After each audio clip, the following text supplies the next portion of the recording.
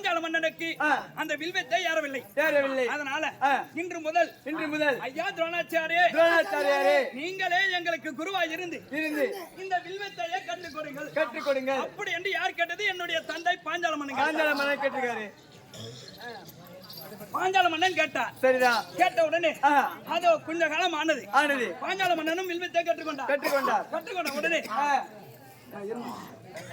சில காலத்தில் அப்போது துரோணாச்சாரியாருக்கு திருமணம் ஆகிவிட்டது. திருமணம் ஆகிவிட்டவுடன் அப்போது சிவன் அருணாத்தால் ஒரு பிள்ளை ஒன்று அஸ்வத்தின் வழியாக பிறக்கிறது. வில்வித்தை கற்றுக் கொடுத்தார் அல்லவா பாஞ்சால மன்னனிடம்.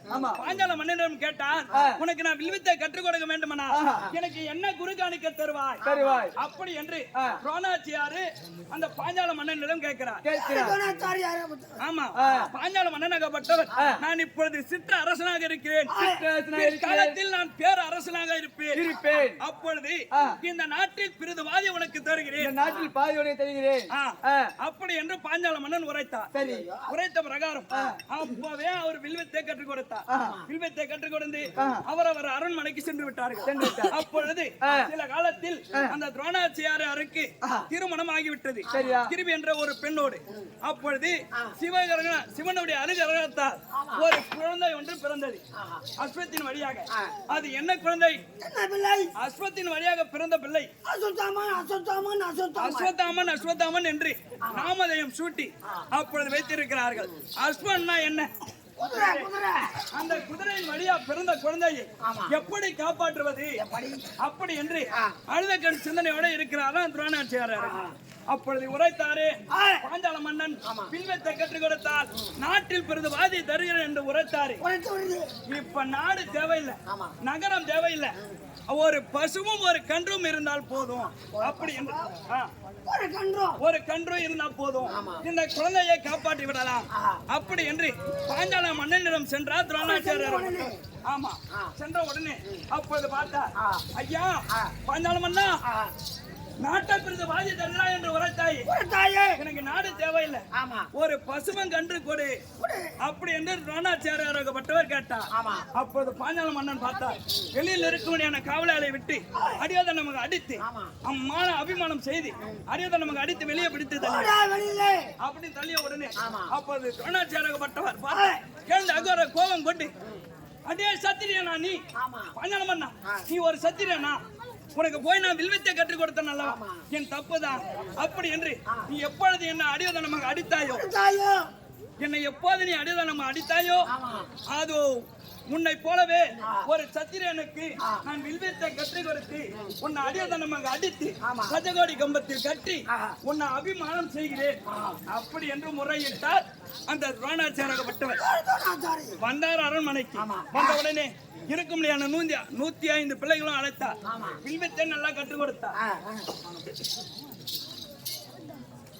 வில்வத்தை நல்லா கற்றுக் கொடுக்கும் பொழுது யாரு தெரியுமா? கற்பூர வாசனை.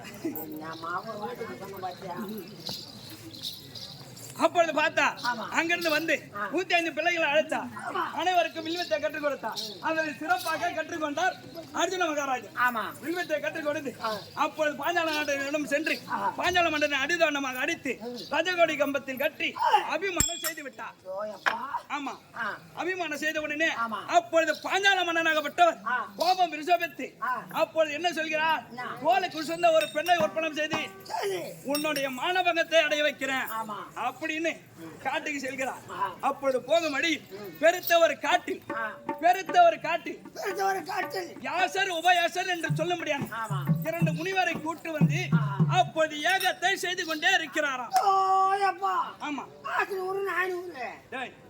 ஏகத்தடா யாசர் உபயாசர் என்று சொல்ல முடியாது 2 முனிவரை கூப்பிட்டு வந்து யாகத்தை பெருத்த யாகத்தை செய்து கொண்டே இருக்கிறார். ஆமா, பெருத்த ஒரு யாகத்தை செய்து கொண்டே இருக்கும் பொழுது அப்பொழுது முதலாக யார் பிறந்தார் என்று கேட்டார்.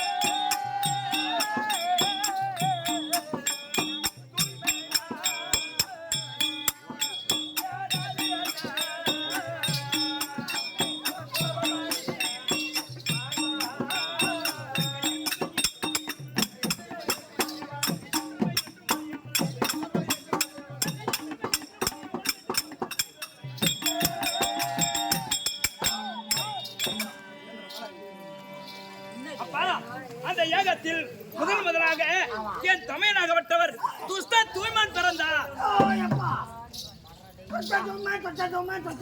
யாரு துஷ்ட தூய்மன்னா? யாரு? அப்படி சொல்லு. முதலாக துஷ்ட தூய்மன் யாரு? அவங்க அண்ணன் பேரு யாரு? சாட்சாதி எம்பெருமான் பகவான். அவங்க அண்ணன் பிறந்தார். என்னுடைய அண்ணனாகப்பட்டவர் துஷ்ட தூய்மன் பிறந்த பிரகாரம் பிறகு யார் பிறந்தது தெரியுமா? நான் யாக.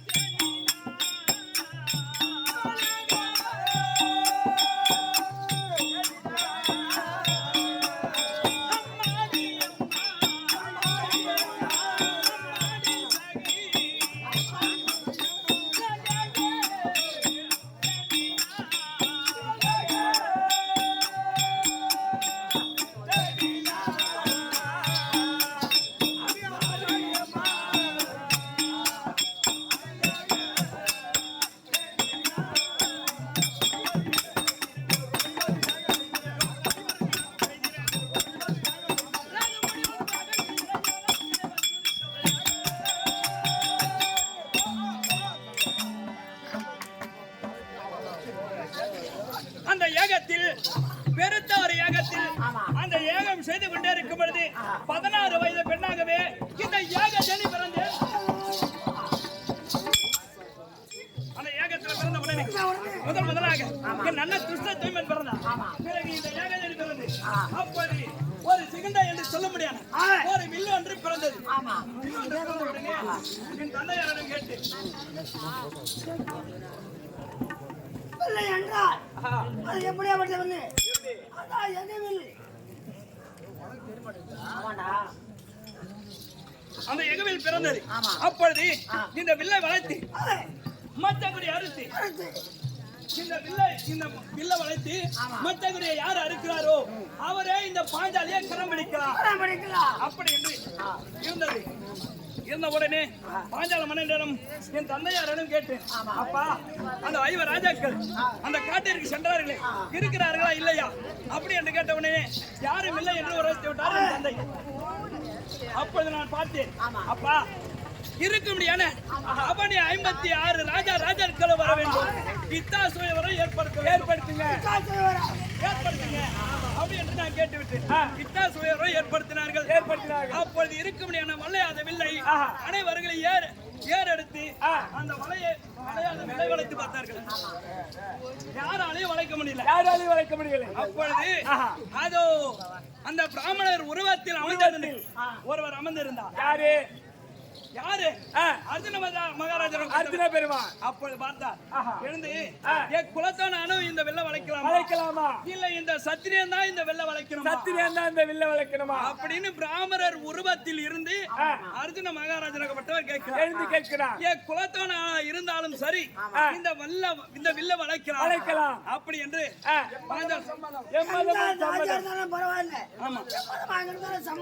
சம்மதம். யாரா இருந்தாலும் இந்த வில்ல வளைக்கலாம். அந்த நாட்டில் நம்ம போயிருக்கலாம்டா. என்ன பண்ணுவேன்? என்ன அந்த வாழை இலையில இருக்கிற சாப்பாடே வளைச்சு சாப்பிட முடியல கம்யூனிட்டி ஒன்னால, நீ போய் என்ன வில்ல வளைப்ப? அப்பொழுது எழுந்தா பிராமணர் உருவத்தில் அந்த வில்ல வளைத்தார். மற்றவரை அரித்தார். இந்த பாஞ்சாலையும் மனம் பிடித்த உடனே அப்பொழுது அரண்மனைக்கு செல்கிறோம் இருவரும். அரண்மனைக்கு சென்று அவர் அம்மாவா இருக்க முடியாது சொந்தமா தேவையிடும், அம்மா நான் ஒரு கன்னியை கொண்டு வந்திருக்கிறேன் அப்படி என்று அர்ஜுன பெருமான் சொல்லுகிறார் அப்படின்னு அர்ஜுன மகாராஜர் சொல்றார்.